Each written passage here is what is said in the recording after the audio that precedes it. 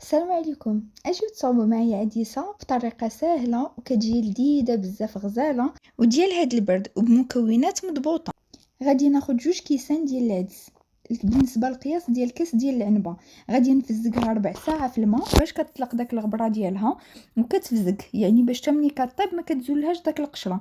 كندير لها معلقه صغيره ديال الملحه تكون عامره مزيان، وكندير لها بصله وحده محكوكه وبلا كنحكها في الحكاكه الغليظه، وكندير معلقه كبيره ما بين القزبر والمعدنوس، وكندير مطيشه مطحونه. بالنسبه اللي ما عندوش يدير مطيشه وحده كبيره يديرها محكوكه. غادي ندير 2 معالق صغار ديال الثومه غبره، ما عنديش الثومه الاخرى ديروا بدريس كبير ولا ديروا 2 دراس صغار. غادي ندير نص معلقه ديال السكينجبير، غادي ندير نص معلقه ديال الخرقوم، وغادي ندير نص معلقه ديال الابزار. انا كندير العطريه وكلشي في دقه واحده، عاد كنشعل عليها البوطه. هنايا غادي ندير الزيت، هنا عندي زيت مخلطه ما بين البلديه والروميه. غادي ندير واحد شويه وغادي ندير قياس يطرو ديال الماء، يعني العدس غطيب ليا في يطرو ديال الماء، راه القياس هو هذاك كيجي. هنايا اللي عنده القزبر حبوب مطحون وبغى يزيد واحد نص معلقه يزيدها، واللي ما عندوش بلاش يقدر ما يديرهاش.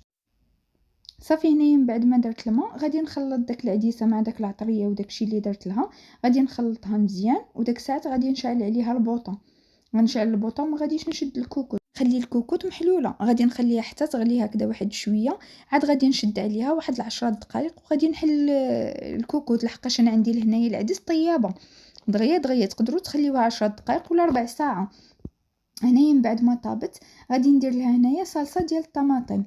هنايا عندي هاد صلصه الطماطم خاطره شي شويه، غادي ندير قياس واحد 2 معالق ولا 3، ولا تقدروا ديروا واحد المعلقه صغيره ديال مطاشه الحك، وغادي ديروا واحد 4 معالق ديال الكمون. بالنسبه للكمون انا ما كنديروش في الاول باش ما كيطلقش ليا المروره في العدس، كنخليه حتى للتالي حتى كطاب ليا العدس بحال هكذا. عاد كنزيد عليه هذاك الصلصه ديال المطيشه، ولا كيف قلت لكم غادي ديروا معلقه صغيره ديال مطاشه الحك، وغادي ندير معاها الكمون وغادي نخليها تقلى غير واحد شويه. هانتوما شوفوا كتجي بحال هكذا، ما غاديش تنشفوها كاع لان العدس كتزيد تشرب الماء باش ما كتقصحش. وهذا هو الشكل النهائي ديالها. كنتمنى انها تعجبكم وتجربوها بهذه الطريقه هذه، راها كتجي غزاله وكتجي لذيذه بزاف. كنتمنى انها تعجبكم وتجربوها، وما تنساونيش من التعليق ديالكم الى فيديو واحد